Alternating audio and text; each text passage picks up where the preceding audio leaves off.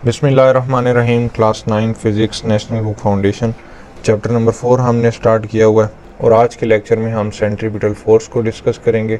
Centripetal force जो है वो फिज़िक्स में एक बहुत ही अहम टॉपिक है और यहाँ से अक्सर पेपर में क्वेश्चन आया करते हैं, तो इसलिए मैं कोशिश करूँगा कि बिल्कुल ईजी सिंपल वर्डिंग में आपको मैं ये कॉन्सेप्ट इंशाल्लाह डिलीवर कर दूँ। ठीक है, तो सबसे पहले मैं आपको यूनिफॉर्म सर्कुलर मोशन के बारे में बताता हूँ कि वो क्या होती है। अगर कोई भी हमारा ऑब्जेक्ट है, ठीक है, कोई गाड़ी है, कोई बाइक है, कोई भी चीज़ है, वो सर्कुलर पाथ में मूव कर रहा है, ठीक है, इस तरह के पाथ में मूव कर रहा है और उसकी स्पीड जो है वो चेंज नहीं हो रही, उसकी जो स्पीड है वो चेंज नहीं हो रही बल्कि कांस्टेंट रह रही है, एक ही जैसी स्पीड रह रही है थ्रू आउट द मोशन, तो हम कहेंगे कि इस ऑब्जेक्ट की जो मोशन है वो क्या है, यूनिफॉर्म सर्कुलर मोशन है। यूनिफॉर्म क्यों? क्योंकि उसकी जो स्पीड है वो कांस्टेंट रह रही है, सर्कुलर मोशन इसलिए कि ये सर्कुलर पाथ में मूव कर रही है। ठीक है, फिर देखें, अगर हमने ऊपर कह दिया कि हमारा जो ऑब्जेक्ट है उसकी स्पीड चेंज नहीं हो रही, ठीक है, स्पीड चेंज नहीं हो रही, स्पीड कांस्टेंट रह रही है, तो आपको पता है स्पीड और वेलोसिटी में क्या डिफरेंस है। स्पीड में हम सिर्फ मैग्नीट्यूड देखते हैं कि 20 kilometre per hour, 30 kilometre per hour, ये चीज़ देखते हैं, लेकिन वेलोसिटी में क्या होता है, वेलोसिटी में मैग्नीट्यूड भी होता है यानी कि 20 kilometre per hour, 30 kilometre per hour, साथ ही साथ डायरेक्शन भी होती है। तो वही स्पीड को जब डायरेक्शन हम दे देते हैं तो वो हमारे पास वेलोसिटी बन जाती है, वेक्टर क्वांटिटी बन जाती है, और सिंपल स्पीड जो है वो स्केलर क्वांटिटी है। ठीक है, तो अब आप देखें, मैंने आपको कहा वेलोसिटी के अंदर दो चीज़ें, एक क्या है, स्पीड है, दूसरी क्या है, डायरेक्शन है। ठीक है, ये कोई फार्मूला नहीं है v equals to S dot D, ये ना कर देना, मैं आपको सिंपल समझा रहा हूँ कि दो चीज़ें हैं वेलोसिटी के अंदर, एक स्पीड है सिंपल जो मैग्नीट्यूड है, दूसरा क्या है, डायरेक्शन है। ये हमारा ऑब्जेक्ट जो है वो सर्कुलर पाथ के अंदर क्या कर रहा है, मूव कर रहा है। ठीक है, अब इसकी हर पॉइंट पे हमने डायरेक्शन देखनी है तो हम क्या करते हैं, टेंजेंट ड्रॉ करते हैं। ये जो आपको एरो नज़र आ रही है ना, ये टेंजेंट है। टेंजेंट क्या होता है, जो सर्कल को किसी एक पॉइंट पे टच करती है, वो लाइन जो सर्कल को किसी एक पॉइंट पे टच करती है, हम क्या कहते हैं, टेंजेंट है। तो इस पॉइंट पे अगर हमने डायरेक्शन देखनी है इस ऑब्जेक्ट की किस तरफ है, तो हम क्या करेंगे, ऐसे टेंजेंट ड्रॉ करेंगे, हमें पता चलेगा अच्छा इस तरफ है। अगर आपने यहाँ पे देखनी है तो यहाँ पे कैसे पता चलेगी, ऐसे बिल्कुल एक टेंजेंट ड्रॉ करेंगे, पता चलेगा यहाँ पे है। ठीक है, यहाँ पे देखनी है तो पता चलेगा अच्छा ऐसे टेंजेंट ड्रॉ करेंगे तो ये डायरेक्शन है इस पॉइंट पे। तो अब देखें, यहाँ पे आ जाएं वापस, अगर ऑब्जेक्ट की स्पीड कांस्टेंट है लेकिन डायरेक्शन चेंज हो रही है, ठीक है, इन दो बातों में से एक कंडीशन जो है यहाँ पे हमारी क्या है, चेंज हो रही है, डायरेक्शन चेंज हो रही है, तो ओवरऑल वेलोसिटी अब चेंज हो रही है। ठीक है, डायरेक्शन चेंज हो रही है, हमें साफ पता चल रहा है यहाँ पे और डायरेक्शन है, यहाँ पे और है, यहाँ पे और है, तो हमने क्या रिजल्ट निकाला कि डायरेक्शन चेंज होने की वजह से अब वेलोसिटी चेंज हो रही है। तो जब वेलोसिटी चेंज हो रही है तो rate of change of velocity क्या होती है, एक्सेलरेशन होती है। अब ये जो एक्सेलरेशन होती है ये परपेंडिकुलर होती है किसके, वेलोसिटी के। ये देखें यहाँ पे 90 डिग्री का एंगल बन रहा है एक्सेलरेशन में और वेलोसिटी में। इसी तरह यहाँ पे अगर हम बात करें तो यहाँ पे भी क्या होगा, 90 डिग्री का एंगल बन रहा होगा वेलोसिटी और एक्सेलरेशन के दरमियान। ठीक है, हर पॉइंट पे ये towards the centre of the, जो भी हमारा पाथ है उसके सेंटर की तरफ एक्सेलरेशन की डायरेक्शन होती है। इस एक्सेलरेशन को हम कहते हैं सेंट्रीपिटल एक्सेलरेशन। ठीक है, और अगर हमारा जो मोशन है वो यूनिफॉर्म सर्कुलर मोशन है यानी कि स्पीड जो है वो सेम रह रही है, तो उसमें क्या होता है, हमेशा ये towards the centre of circle होती है, सेंट्रीपिटल एक्सेलरेशन। ठीक है, अब ज़रा याद करें Newton first law of motion जब मैंने आपको पढ़ाया था, उसमें हमने क्या कहा था कि अगर एक ऑब्जेक्ट स्ट्रेट लाइन मोशन कर रहा है तो वो मोशन करता रहेगा जब तक कि उसके ऊपर कोई अनबैलेंस्ड एक्सटर्नल फोर्स ना लगाई जाए, और इसी तरह से अगर एक ऑब्जेक्ट रेस्ट पे पड़ा हुआ है तो वो उस वक्त तक रेस्ट पे पड़ा रहेगा जब तक कि हम उसके ऊपर कोई एक्सटर्नल अनबैलेंस्ड फोर्स ना लगाएं। ठीक है, तो यहाँ पे देखें, ऐसी कौन सी फोर्स है जो इस ऑब्जेक्ट को इस सर्कुलर पाथ के अंदर मूव करा रही है। डायरेक्शन तो इसकी देखें यहाँ पे है ना, तो ये स्ट्रेट लाइन क्यों नहीं चली जाती बाहर निकल के? ठीक है, क्वेश्चन राइज होता है ना माइंड में कि डायरेक्शन इसकी ये है तो ये यहाँ पे क्यों नहीं चली जाती, यहाँ पे इसकी डायरेक्शन ये ऊपर की तरफ है तो ये ऐसे क्यों नहीं चला जाता हमारा ऑब्जेक्ट सर्कुलर पाथ में क्यों आ रहा है? क्योंकि एक फोर्स मौजूद है जिसका नाम है सेंट्रीपिटल फोर्स। वो सेंट्रीपिटल फोर्स क्या करती है, ऑब्जेक्ट को स्ट्रेट लाइन पाथ के बजाय सर्कुलर पाथ के अंदर लेके आ जाती है। ठीक है, इसकी डेफिनेशन जो पुरानी बुक में थी वो शायद ये थी कि centripetal force is the force that keeps the body to move in circle. ठीक है, ऐसी फोर्स जो किसी भी बॉडी को सर्कुलर पाथ के अंदर मूव कराती है वो कौन सी है, वो सेंट्रीपिटल फोर्स है। अब एक और आपको बहुत इंटरेस्टिंग बात बताऊं, सेंट्रीपिटल फोर्स असल में खुद कोई फोर्स नहीं है। जैसे हमने फोर्सेस पढ़ी थी ना बहुत सारी, उसमें हमने क्या पढ़ा था कि अच्छा जी ग्रेविटेशनल फोर्स होती है, ठीक है, इलेक्ट्रोस्टैटिक फोर्स होती है, और इस तरह हमने बहुत सारी मैग्नेटिक फोर्स पढ़ी थी, बहुत सारी फोर्सेस पढ़ी थी। उसमें हमने सेंट्रीपिटल फोर्स क्यों नहीं पढ़ी थी? क्योंकि सेंट्रीपिटल फोर्स वो बाकी फोर्सेस की तरह नहीं है। सेंट्रीपिटल फोर्स जो है वो कोई और फोर्स हमारे सिस्टम के लिहाज से सेंट्रीपिटल फोर्स बन जाती है। जैसे कि आपको पता है कि जो सैटेलाइट्स की तरफ आ जाएं, अगर ये आपकी बुक में एग्जांपल भी दी गई है कि जो सैटेलाइट्स हैं वो रिवॉल्व कर रही हैं अर्थ के अराउंड, ठीक है, यूनिफॉर्म स्पीड में अर्थ के गिर्द रिवॉल्व कर रही हैं।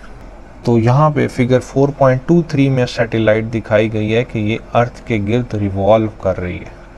ठीक है, यहाँ पे इसकी डायरेक्शन इन्होंने शो कर दी है, ये इसकी वेलोसिटी की डायरेक्शन है। अब जब ये सैटेलाइट यहाँ पे पहुँचेगी तो फिर क्या डायरेक्शन बन जाएगी, टेंजेंट लाइन ड्रॉ करके बता देते हैं, ये डायरेक्शन बन जाएगी। जब यहाँ पे ये सैटेलाइट पहुँचेगी तो फिर क्या डायरेक्शन बन जाएगी, टेंजेंट लाइन ड्रॉ कर देते हैं, ये डायरेक्शन बन जाएगी। ठीक है, फिर यहाँ पे जब पहुँचेगी तब क्या होगी, ये डायरेक्शन बन जाएगी, टेंजेंट लाइन ड्रॉ कर देते हैं। ठीक है, तो अब देखें Newton first law of motion के अकॉर्डिंग एक ऑब्जेक्ट अगर स्ट्रेट लाइन मोशन कर रहा है तो वो हमेशा स्ट्रेट लाइन मोशन ही करता रहेगा जब तक कि उसके ऊपर एक अनबैलेंस्ड एक्सटर्नल नेट फोर्स ना लगाई जाए। तो ये देखें इसकी डायरेक्शन तो ये थी, ये ऐसे कैसे हो गई? कोई ना कोई फोर्स मौजूद है ना कि उसने इसकी डायरेक्शन को चेंज किया और ये सर्कुलर पाथ के अंदर मूव कर रही है। तो वो कौन सी ऐसी फोर्स है, वो अर्थ की ग्रेविटेशनल फोर्स है जो अब इस सिस्टम में हमारे पास सेंट्रीपिटल फोर्स बन चुकी है, सेंट्रीपिटल फोर्स का काम कर रही है। ठीक है, ग्रेविटेशनल फोर्स तो मैंने आपको बताया हुआ है कि जो भी ज़्यादा मासेस वाले ऑब्जेक्ट्स होते हैं उनमें हमें वाज़ेह तौर पे ग्रेविटेशनल फोर्स देखने को मिलती है। वैसे हमेशा हर दो ऑब्जेक्ट्स जिनका कोई ना कोई मास होता है उनके अंदर ग्रेविटेशनल फोर्स मौजूद होती है, लेकिन अर्थ का जो मास है वो बहुत ज़्यादा है, इस वजह से ये जो ऑब्जेक्ट्स को पुल करती है वो हम प्रोमिनेंटली देख सकते हैं, फील भी कर सकते हैं। तो ठीक है, यहाँ पे जो सैटेलाइट को सर्कुलर पाथ में मूव करवा रही है वो सेंट्रीपिटल फोर्स है, और उसके बैक एंड पे क्या है, सेंट्रीपिटल फोर्स तो है ही। कौन सी फोर्स सेंट्रीपिटल फोर्स बन चुकी है, ग्रेविटेशनल फोर्स जो है अर्थ की वो सेंट्रीपिटल फोर्स बन चुकी है। अब यहाँ पे ये भी सवाल आता है कि अगर ये अर्थ जो है वो इसको अट्रैक्ट कर रही है अपनी तरफ, ठीक है, अगर इसको अट्रैक्ट कर रही है अपनी तरफ, जैसे यहाँ पे आपको शो किया गया है कि ये जो फोर्स है इसकी डायरेक्शन क्या है, towards the centre of earth है, और हम फिर फार्मूले में नेगेटिव साइन से भी इस बात को शो करते हैं। ठीक है, तो अर्थ है ये फोर्स लगा रही है, ग्रेविटेशनल फोर्स या सेंट्रीपिटल फोर्स है सैटेलाइट के ऊपर। तो सैटेलाइट जो है वो अंदर क्यों नहीं गिर जाती, अर्थ के ऊपर क्यों नहीं गिर जाती इस तरह से? तो इसका आंसर ये है कि सैटेलाइट की जो स्पीड है रिवॉल्व करने की अराउंड दी अर्थ वो बहुत ज़्यादा है। अर्थ इसको अट्रैक्ट तो करती है अपनी तरफ, लेकिन ये अपनी स्पीड ज़्यादा होने की वजह से बच के निकल जाती है। ऐसे ऐसे वो घूम रही है, स्पीड बहुत ज़्यादा है। ठीक है, तो इस वजह से फॉरवर्ड ये मूव करती रहती है और सेंट्रीपिटल फोर्स जो है वो इसको सर्कुलर पाथ में मूव कराती रहती है। ठीक है, और यही जो अनबैलेंस फोर्स लग रही है जो इसको सर्कुलर पाथ में मूव करा रही है वो अनबैलेंस फोर्स सेंट्रीपिटल फोर्स है।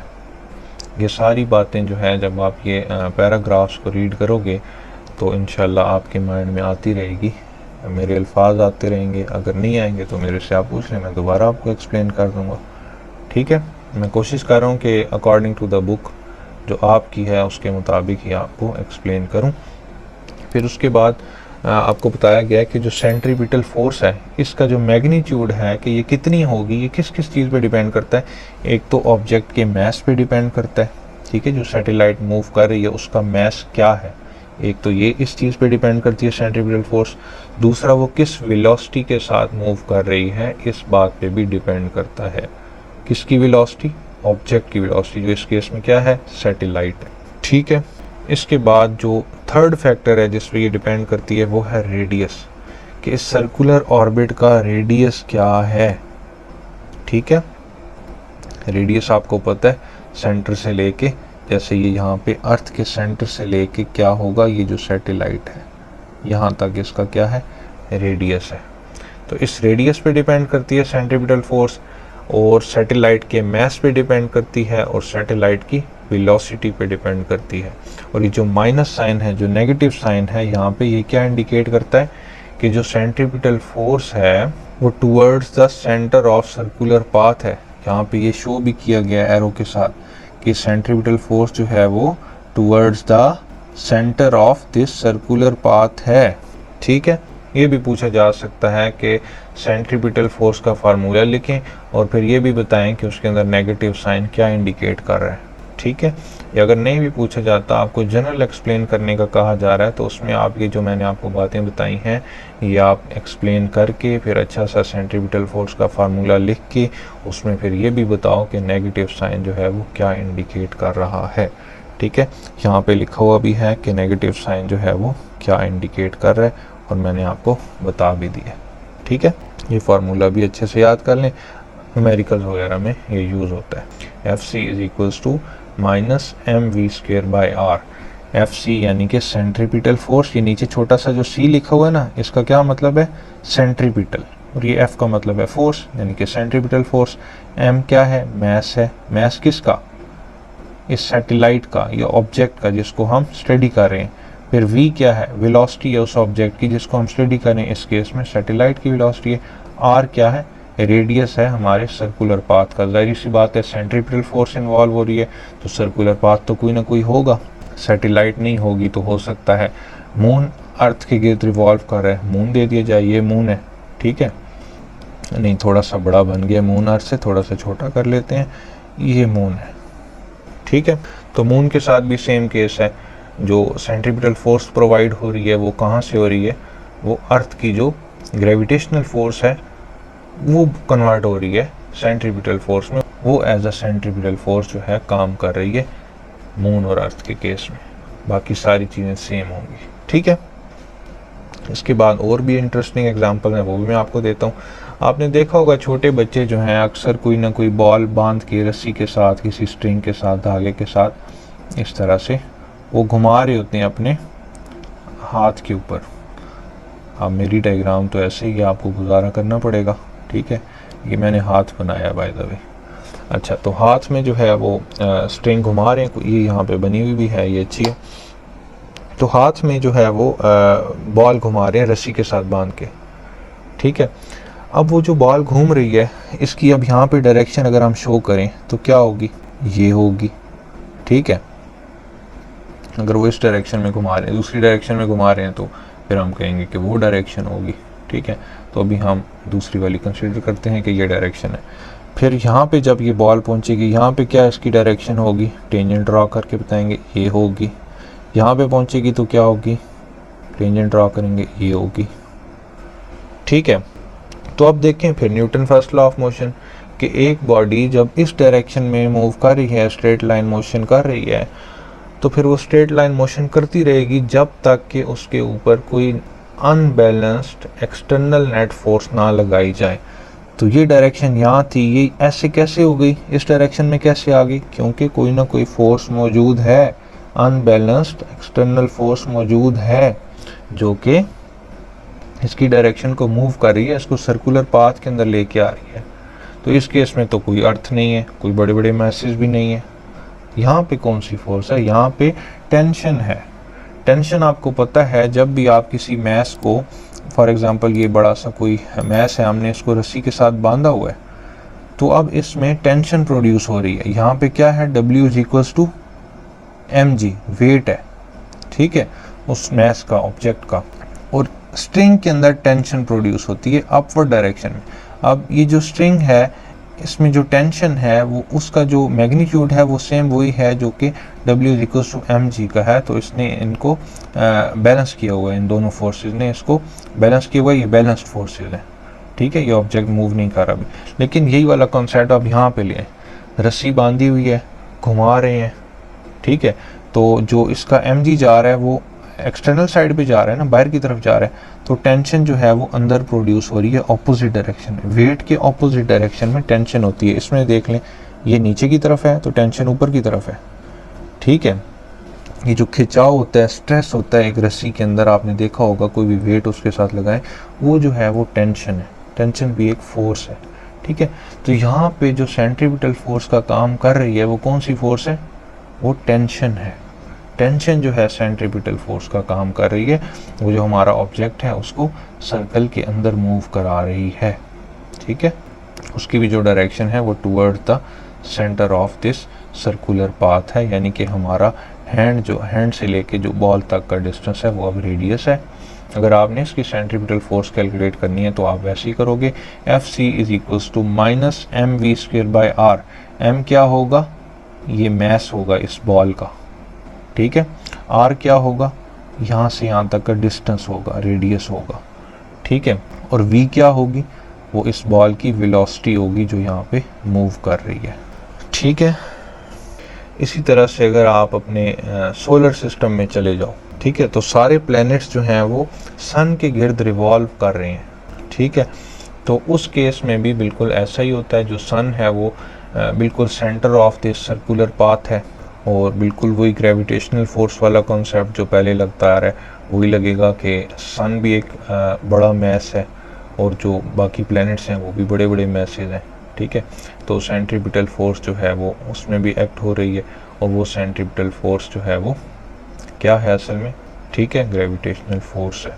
और जो सेंटर है मैंने आपको बता दिया कि वो क्या है, सन है। तो ठीक है, इम्पॉर्टेंट बातें जो अगर आपका टॉपिक आ जाता है, मैं इंशाल्लाह कोशिश करूँगा कि अलग से एक वीडियो बनाऊंगा कि जिसमें मैं आपको बताऊंगा कि अगर सेंट्रीपिटल फोर्स का क्वेश्चन आता है तो किस तरह से आपने उसको एक्सप्लेन करना है, ठीक है। तो ये बात भी इम्पॉर्टेंट है, आपने ये भी उसमें बताना है कि जो सेंट्रीपिटल फोर्स है वो हमेशा towards the centre of circular path होती है, ठीक है।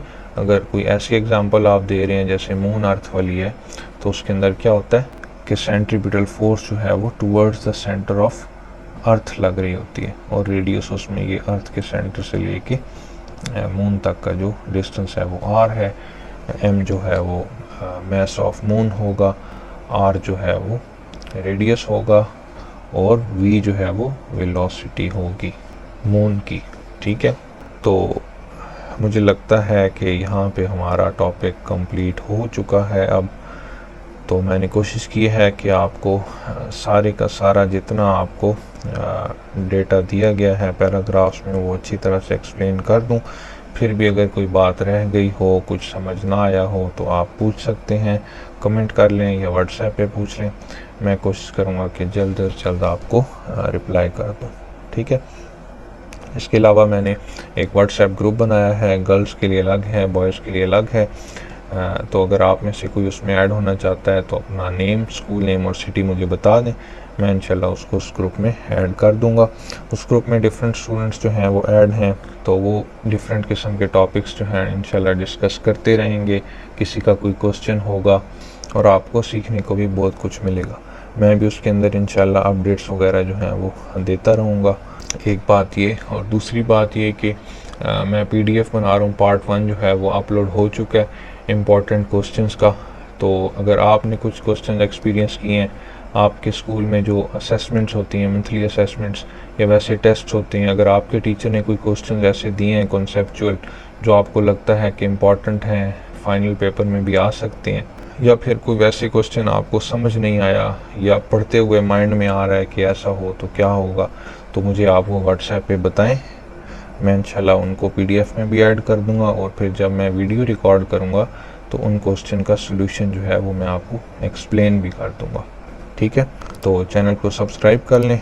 नेक्स्ट वीडियो में मिलते हैं, तब तक के लिए अल्लाह हाफ़िज़।